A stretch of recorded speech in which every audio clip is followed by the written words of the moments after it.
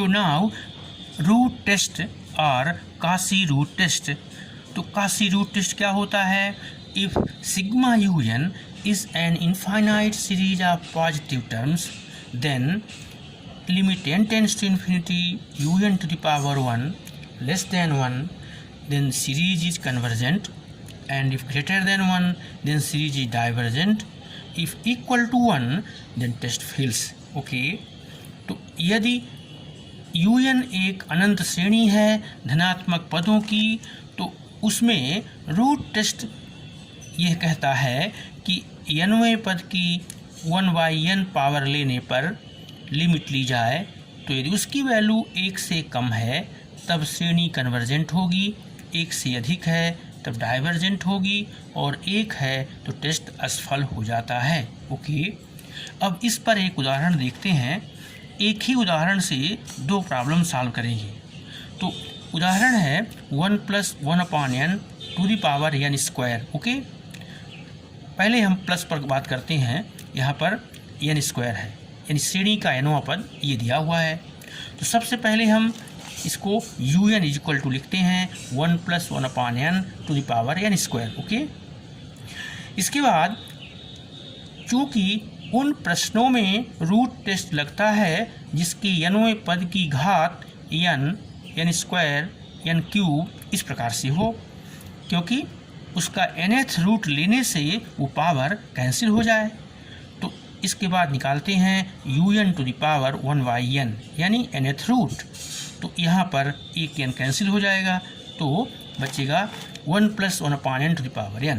Okay, अब on taking limit, so limit लेने पर limit n tends to infinity un to the power 1/n equal to limit n tends to infinity this thing. Okay, तो जैसा कि हम जानते हैं कि limit n tends to infinity 1 + x/n to the power n equal to e to the power x, तो इसकी value कितनी हो जाएगी? e।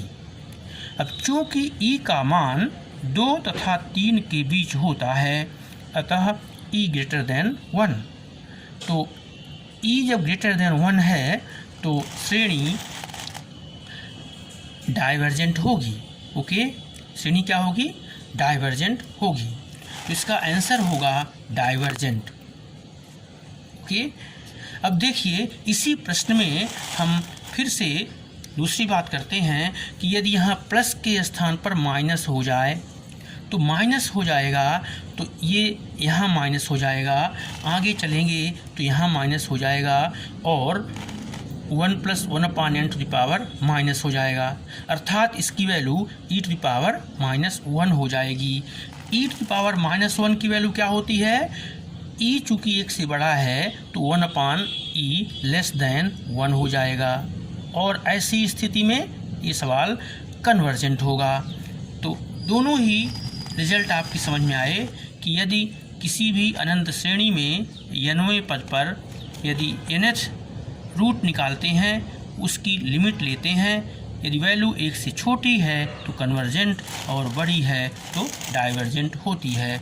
इस प्रकार से ये रहा काशी रूट टेस्ट अथवा root test. Okay,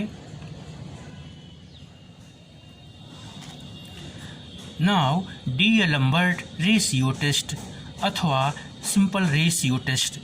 so what is ratio test? So if un is an infinite series of positive terms, okay, then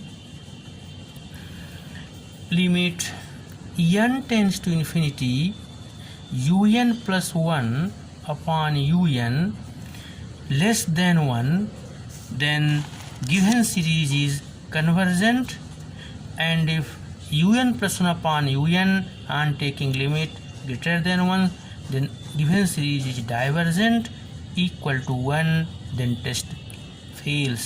okay, तो इस टेस्ट के लिए ये देखना है रेशियो मीन्स अनुपात। तो सबसे पहले दी गई श्रेणी का nवां पद निकालना है un, इसके बाद n+1 वहाँ पर, अर्थात जहाँ पर n लिखा है वहाँ पर n+1 लिख देंगे। तो un+1 निकालेंगे, उनका रेशियो यानी limit n tends to infinity un+1/un, इसकी वैल्यू निकालेंगे।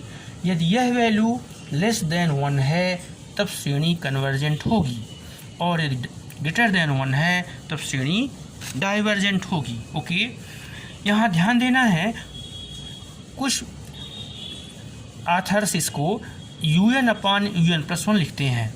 तो यदि मान लीजिए un/un+1 की लिमिट निकाली गई है, तो यदि ये लेस देन 1 आएगा तो इसका उल्टा हो जाएगा, यानी डाइवर्जेंट, और ग्रेटर देन 1 आएगा तो कन्वर्जेंट। इक्वल टू 1 में टेस्ट फेल हो जाता है। ओके, तो दोनों एक ही चीज़ हैं, लेकिन किसी एक को फॉलो करना है। तो यहाँ हम फॉलो करेंगे फर्स्ट को, यानी un+1/un, लेस देन 1 तो कन्वर्जेंट, ग्रेटर देन 1 तो डाइवर्जेंट, इक्वल टू 1 तो टेस्ट फेल हो जाता है। इस पर एक उदाहरण देखते हैं कि यदि कोई श्रेणी दी है 3n/n। ओके, तो यहाँ पर un कितना दिया है, सबसे पहले हम लोग श्रेणी का nवां पद निकालेंगे। un = 3n/n। ओके, सो un+1 = 3n+1/n+1। अब सबसे पहले रेशियो मीन्स un+1/un, सो un+1/un = 3n+1, यानी 3n/3n+1 upon un means n/3n। Okay, so now ratio test यहाँ पर लिखेंगे, रेशियो टेस्ट।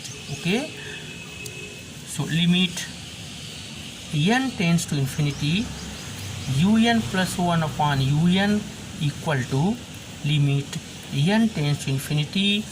अब ये वैल्यू जो लिखी हुई है, ध्यान देना है कि 3n कैंसिल, सो 3n अपॉन यहाँ n+1 बाहर करेंगे तो n ये ऐसा होगा, कैंसिल हो जाएगा। Okay, so on taking limit n = infinity लिखेंगे, सो 3.0। तो देखना है कि इस टेस्ट में 0 क्या है, लेस देन 1। तो पहला टेस्ट लिखे हैं un+1/un, और यहाँ पर 0 लेस देन 1 है, चूँकि तो लेस देन 1 पर सीरीज कन्वर्जेंट होती है, अर्थात by ratio test given series is convergent. Okay, तो इसका ये आंसर हो गया कन्वर्जेंट, अभिसारी। ओके, तो इस प्रकार से रेशियो टेस्ट किस प्रकार से अप्लाई करते हैं, तो ध्यान देना है, मैक्सिमम प्रश्न जिनमें x इंक्लूड है अथवा आगे बताएंगे और तरीके, उनमें सब में रेशियो टेस्ट लगता है। ओके, तो यहाँ पर कुछ प्रश्न हल कर रहे हैं। पहला प्रश्न है 1, 1/3, 1/3² अप टू शो ऑन, ऐसे दूसरा, तीसरा। तो देखिए, सबसे पहले हम पहले प्रश्न को देखते हैं जो अभी टेस्ट आपको बताए। तो इसमें nवां पद है un 1/3n-1। ये कैसे, पहला पद में अंश 1 है, दूसरे में अंश 1 है, तीसरे में, तो nवें पद का अंश 1 होगा। अब डिनोमिनेटर देखते हैं, यहाँ 1 है, 3² तो पहले में 3⁻0 है, दूसरे में 3⁻1 है, तो n-1। अब प्रश्न को देखकर हम आपको बताए हैं कि nवें पद की लिमिट लीजिए। तो nवें पद की लिमिट लेने पर n टेंड्स टू इन्फिनिटी, इसकी वैल्यू कितनी आती है, 0, अर्थात ये डाइवर्जेंट तो नहीं होगी। क्यों, क्योंकि डाइवर्जेंट के लिए बताया गया है कि नॉट इक्वल टू 0 है, तभी क्या होता है, डाइवर्जेंट होता है। ओके, लेकिन यहाँ क्या दिया है, डाइवर्जेंट और 0 आ रहा है। तो अब फिर से प्रश्न को पुनः देखते हैं कि इस प्रश्न में देखने पर ही समझ में आता है कि यह तो ज्योमेट्रिक प्रोग्रेशन के रूप का दिया गया प्रश्न है, अर्थात इसके nth पार्शियल सम का योग निकाल सकते हैं हम लोग। तो सबसे पहले इसको हम nth पार्शियल सम निकालेंगे, यानी SN is equal to 1 plus 1/3 plus 1/3 square plus ये। चूंकि यह ज्योमेट्रिक सीरीज है, इसका common ratio r is equal to 1/3 है, तो ज्योमेट्रिक सीरीज में n पदों का योग आपको मालूम है कि SN is equal to a r टू the power n minus 1 upon r minus 1। Okay, तो ये हो जाएगा 1 upon 3 to the power n minus 1 upon 1/3 minus 1। तो इसको हम ऐसा लिख सकते हैं, जब कभी r छोटा होता है तो इसको चेंज कर देते हैं। ओके, तो अल्टीमेटली वैल्यू वही आएगी, माइनस कॉमन ले लेंगे तो वही आएगा। तो यहाँ हो जाएगा 2, ये 2/3 अर्थात 3/2 1 minus 1 upon 3 to the power n। Okay, तो ऑन टेकिंग लिमिट, इसकी लिमिट लेंगे, limit n tends to infinity SN equal to limit n tends to infinity 3/2 1 minus 1 upon 3 to the power n। On taking limit means 3 to power infinity 1 power infinity 0, so this should be 3/2, जो कि finite है, अतः श्रेणी convergent होगी। Okay, अब दूसरा प्रश्न है 1 प्लस 1/2 स्क्वायर प्लस 1/3 स्क्वायर। तो अब इस प्रश्न का nवां पद निकालना है। तो प्रथम पद 1, तो सबसे पहले बताया हमने आपको इसका न्यूमरेटर देखना है। तो न्यूमरेटर सब में 1 है, डिनोमिनेटर में पहले में 1 लिखा है, दूसरे में 2 स्क्वायर लिखा है, 3 स्क्वायर लिखा है। तो इसको हम समझने के लिए कर सकते हैं 1 स्क्वायर। तो इसका nवां पद हो जाएगा UN is equal to 1 upon n square. Okay, तो यहाँ पर हम देख रहे हैं कि इस प्रश्न में ये ना तो अरिथमेटिक प्रोग्रेशन है और ना ही ज्योमेट्रिक प्रोग्रेशन है, अर्थात इसके प्रथम n पदों का योग निकालना संभव नहीं है, ना तो AP में है और ना ही GP में है। तो इस पर हम टेस्ट लगाएंगे। तो टेस्ट लगाने पर सबसे पहला टेस्ट हम देखते ही समझ जाते हैं कि इसके nवें पद की लिमिट लेने पर यदि नॉट इक्वल टू 0 हो तब यह श्रेणी डाइवर्जेंट होती है। ओके, तो यहाँ पर लिमिट लेने पर 1/∞ 0 होगा, अर्थात वह टेस्ट लागू नहीं हो रहा है।